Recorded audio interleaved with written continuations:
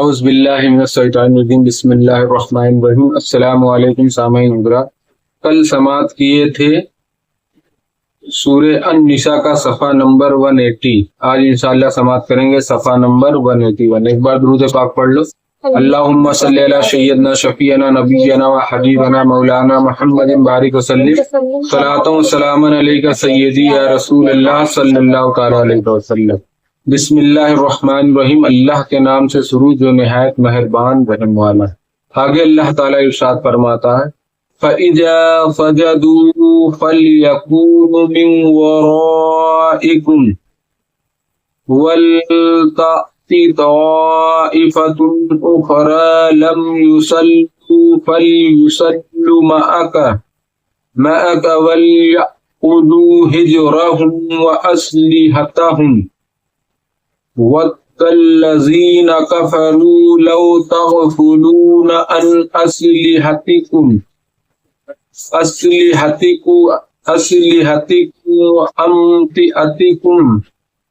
وَأَمْتِعَتِكُمْ فَيَعْمِلُونَ عَلَيْكُمْ مَيْلَةً وَاحِدَةً۔ پھر جب وہ سجدہ کر لیں تو ہٹ کر تم سے پیچھے ہو جائیں، اور اب دوسری جماعت آئے جو اس وقت تک نماز میں شریک نہ تھی، اب وہ تمہارے مقتدی ہوں، اور چاہیے کہ اپنی پناہ اور اپنے ہتھیار لیے رہیں۔ کافروں کی تمنا ہے کہ کہیں تم اپنے ہتھیاروں اور اپنے اسباب سے غافل ہو جاؤ تو ایک دفعہ تم پر چھک پڑے، مطلب جہاں اپنے ہتھیار سے غافل رہو اور وہ تمہارے اوپر ٹوٹ پڑے، ایسا نماز میں، ایسا ان کے من میں تھا، اسی سوچ رہو۔ آگے اللہ تعالیٰ ارشاد فرماتا ہے وَلَا جُنَاحَ عَلَيْكُمْ إِن كَانَ بِكُمْ أَذًى من مطر أو كنتم مرضى أن تضعوا أسلحتكم وخذوا حذركم إن الله أعد للكافرين عذابا مهينا۔ اور تم پر مضائقہ نہیں اگر تمہیں منا کے سبب تکلیف ہو یا بیمار ہو کہ اپنے ہتھیار کھول رکھو اور اپنی پناہ لیے رہو۔ بے شک اللہ نے کافروں کے لیے خواری کا عذاب تیار کر رکھا ہے، کافروں کے لیے۔ شان نزول، یعنی حاضرین کو دو جماعتوں میں تقسیم کر دیا جائے، مطلب جتنے لوگ وہاں ہیں حاضر ہیں جماعت کو دو ٹکڑوں میں بانٹ دیا جائے۔ ایک ان میں سے آپ کے ساتھ رہیں، آپ انہیں نماز پڑھائیں، اور ایک جماعت دشمن کے مقابلے میں قائم رہے، مطلب آدھے لوگ نماز پڑھتے رہیں اور آدھے لوگ جنگ میں لڑتے رہیں، قائم رہیں، وہاں کھڑے رہیں یا لڑتے رہیں، جو بھی ہے۔ یعنی جو لوگ دشمن کے مقابل ہوں، اور حضرت ابن عباس رضی اللہ عنہما سے مروی ہے کہ اگر نماز جماعت مراد ہو تو وہ لوگ ایسے ہتھیار لگائے رہیں، ہتھیار نہ کھولے، ہتھیار لگائے رہیں جن سے نماز میں کوئی خلل نہ ہو، مطلب وہ ہتھیار سے نماز میں پڑھنے میں کوئی تکلیف نہ ہو یا کوئی وہ نہ ہو، خلل نہ، جیسے تلوار، خنجر وغیرہ۔ بعض مفسرین کا قول ہے کہ ہتھیار ساتھ رکھنے کا حکم دونوں فریقوں کے لیے ہے، مطلب جو نماز جماعت سے پڑھ رہا اس کے لیے بھی، اور جو الگ کھڑا ہے وہاں اس کے لیے بھی۔ اور یہ احتیاط کے قریب ہے، اسے احتیاط کرنا بولتے ہیں، یعنی دونوں سجدے کر کے رکعت پوری کر لے، جیسے نماز پڑھائے 1 رکعت دونوں سجدہ کر کے 1 رکعت پوری کر لے تاکہ دشمن کے مقابلے میں کھڑے ہو سکے، اور اب تک دشمن کے مقابل تھی پناہ سے جرح وغیرہ ایسی چیزیں مراد ہیں جن سے دشمن کے حملے سے بچا جا سکے، ان کا ساتھ رکھنا بہرحال واجب ہے۔ کیا ہے؟ واجب ہے۔ جیسے وہ حملہ کرے اور اپنے آپ کو بچانے کے لیے پہلے تلوار اور ڈھال وال آتی تھی، سامنے مارا تو اسے تلوار روک لو، یہ سب رکھنا واجب ہے۔ واجب مطلب فرض کے بعد واجب ہو گیا کہ اس کو کرنا ہی ہے۔ جیسے وتر کی نماز واجب ہے، یہ نماز قضا ہو جائے گی، تمہیں ادا کرنا پڑے گا، مگر اگر ایک بار سنت موقدہ نہیں پڑھے اور وہ نکل گیا ٹائم تو وہ قضا نہیں ہے۔ وتر جو واجب ہے اس کی قضا ہے، تو اسی طرح سے واجب جو ہے فرض کے ہی درجے میں آتا ہے۔ واجب ہے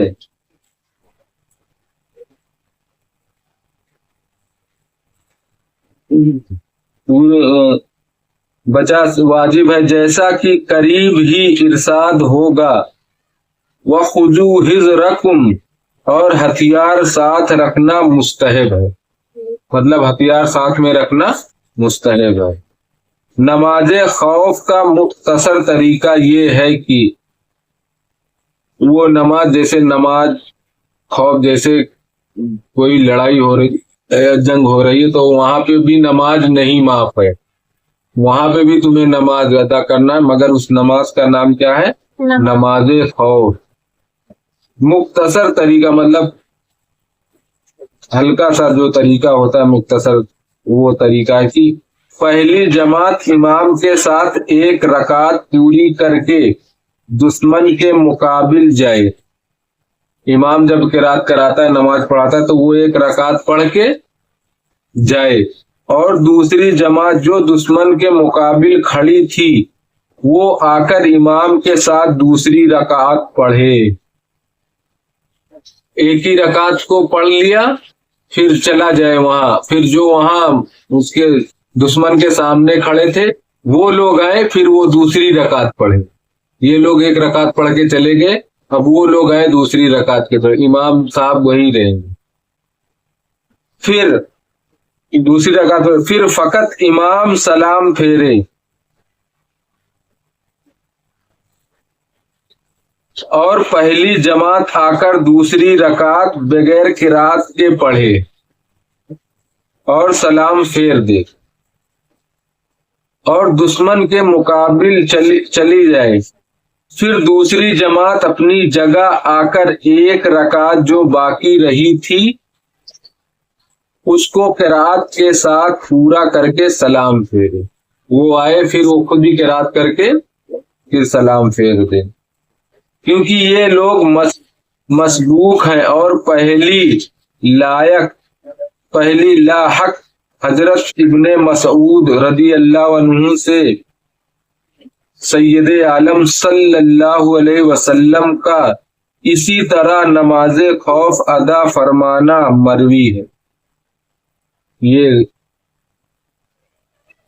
حضرت مسعود یہ اس کے گواہی دے رہے ہیں کہ اسی طرح آپ صلی اللہ علیہ وسلم نماز خوف ادا کیا کرتے تھے، ان سے مروی۔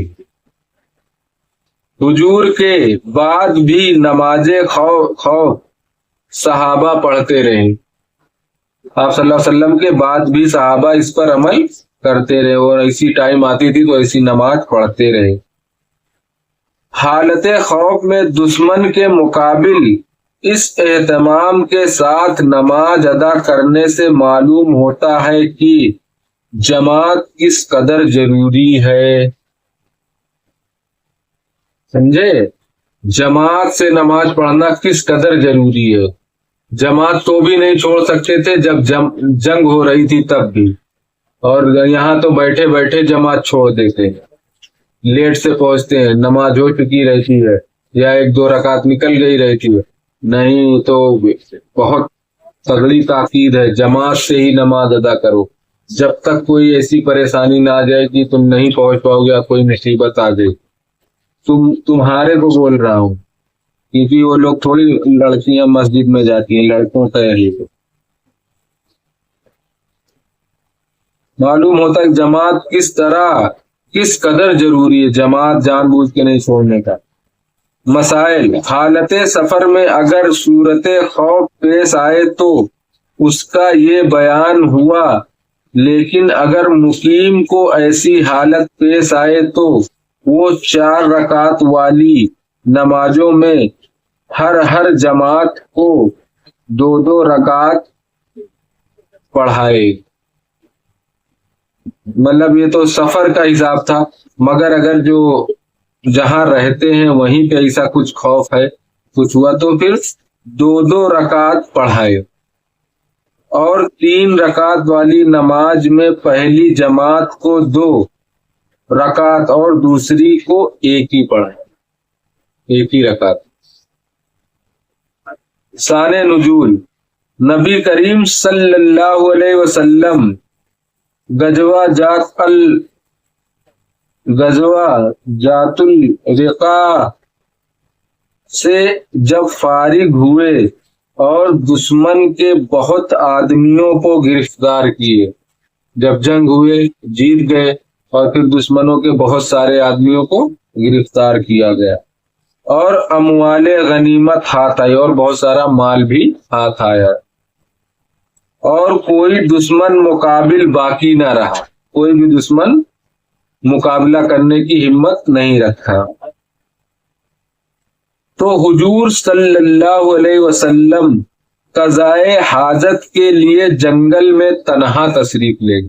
آپ صلی اللہ علیہ وسلم قضائے حاجت کے لیے جنگل میں اکیلے تشریف لے گئے، تو دشمن کی جماعت میں سے حریث بن حارث محاربی یہ خبر پا کر تلوار لیے ہوئے چھپا پہاڑ سے اترا۔ اس کو پتا چلی کہ اکیلے گئے ہیں تو وہ چھپ کے پیچھے سے آیا، جنگل میں اترا اور اچانک حضرت کے پاس پہنچا اور تلوار کھینچ کر کہنے لگا، یا محمد صلی اللہ علیہ وسلم، اب تمہیں مجھ سے کون بچائے گا؟ تلوار کھینچ کے آپ صلی اللہ علیہ وسلم سے یہ کہنے لگا۔ حضور نے فرمایا اللہ تعالی، اور دعا فرمائی۔ جب ہی اس نے حضور پر تلوار چلانے کا ارادہ کیا، اوندھے منہ گر پڑا، مطلب ایسے گر پڑا، اور تلوار ہاتھ سے چھوٹ گئی۔ حضور نے وہ تلوار لے کر فرمایا کہ تجھ کو مجھ سے کون بچائے گا؟ اب کہنے لگا، میرا بچانے والا کوئی نہیں۔ کہنے لگا آپ صلی اللہ علیہ وسلم جی مجھے بچانے والا کوئی نہیں، کیونکہ وہ لوگ بت پرست منافق یہی سب تھے، اور یہ سب کے اندر تو کیا طاقت رہے گی جیون۔ فرمایا اشہد ان لا الہ الا اللہ واشہد ان محمد رسول اللہ، پڑھ تو تیری تلوار تجھے دے دوں گا۔ آپ صلی اللہ علیہ وسلم نے فرمایا کہ کلمہ پڑھ لے تو میں تجھے تیری تلوار دے دوں گا، نہیں ماروں گا۔ اس نے انکار کیا اور کہا کہ اس کی شہادت دیتا ہوں کہ میں کبھی آپ سے نہ لڑوں گا۔ اس نے بولا میں کلمہ نہیں پڑھوں گا، مگر میں اس کی شہادت دے رہا ہوں کہ میں کبھی آپ سے نہیں لڑوں گا، اور زندگی بھر آپ کے کسی دشمن کی مدد نہ کروں گا، اور زندگی بھر جب تک رہوں گا میں کسی بھی دشمن کے اس کے ساتھ میں اس کی مدد نہیں کروں گا کہ آپ سے لڑنے آؤں یا کسی طرح سے مدد کروں۔ آپ نے اس کی تلوار اس کو دے دی، آپ صلی اللہ علیہ وسلم نے تلوار دے دی، کہنے لگا یا محمد صلی اللہ علیہ وسلم آپ مجھ سے بہت بہتر ہیں، اس میں کوئی شک ہی نہیں، آپ صلی اللہ علیہ وسلم تو سب سے بہتر ہیں۔ فرمایا ہاں ہمارے لیے یہی سزاوار ہے۔ اس پر یہ آیت نازل ہوئی اور ہتھیار اور بچاؤ ساتھ رکھنے کا حکم دیا گیا۔ اسی بات پہ آیت اتری، اللہ تعالیٰ نے فرمایا کہ ہتھیار بھی رکھو اپنے اور بچاؤ کے لیے بھی رکھو، کہ اس کا ساتھ رکھنا ہمیشہ ضروری ہے اس ٹائم پہ۔ شان نزول، ابن عباس رضی اللہ عنہما نے فرمایا کہ عبد الرحمن بن عوف زخمی تھے، یہ ایک صحابی تھے، اور اس وقت ہتھیار رکھنا ان کے لیے بہت تکلیف اور بھار تھا۔ ان کے حق میں یہ آیت نازل اور حالت عذر میں ہتھیار کھول رکھنے کی اجازت دی گئی۔ جیسے طبیعت نہیں صحیح ہے یا کوئی پریشانی، ہتھیار نہیں باندھ سکتے، تو ایسے ٹائم پہ ہتھیار کے بغیر کھول کے اس کو سائڈ میں رکھ سکتے ہیں۔ صدق اللہ العظیم۔ باقی انشاءاللہ کل سماعت کریں گے۔ بسم اللہ الرحمن الرحیم۔ صلی اللہ علیہ نبی وآلہ صلی اللہ علیہ وسلم، صلاۃ و سلام علیک سیدی یا رسول اللہ صلی اللہ تعالی علیہ وسلم۔ اللہم انت السلام ومنک السلام والیک یرجع السلام، فحینا ربنا بالسلام وادخلنا الجنۃ دارک دار السلام، تبارک ربنا وتعالیت یا ذی الجلال والاکرام۔ اللہم ربنا آتنا فی الدنیا حسنۃ وفی الآخرۃ حسنۃ وقنا عذاب النار۔ یا اللہ یا رحمان یا رحیم یا مالک القدوس، یا اللہ ہم نے جو قرآن پاک کی تلاوت اس کا پڑھنا سننا قبول عطا فرما۔ یا اللہ اس کے پڑھنے میں کسی قسم کی غلطی گستاخی بے ادبی اپنے رحم و کرم سے معاف عطا فرما، اور ہم سب کو صحیح پڑھنے کی توفیق عطا فرما۔ یا اللہ ہم سب تیری بارگاہ میں توبہ کرتے ہیں۔ استغفر اللہ ربی من کل ذنب واتوب الیہ، استغفر اللہ ربی من کل ذنب واتوب الیہ، استغفر اللہ ربی من کل ذنب واتوب الیہ۔ سبحانک ذی العزۃ عما یصفون وسلام علی المرسلین والحمد للہ رب العالمین بحق لا الہ الا اللہ محمد رسول اللہ صلی اللہ تعالی علیہ وسلم۔ السلام علیکم رحمۃ اللہ تعالی وبرکاتہ۔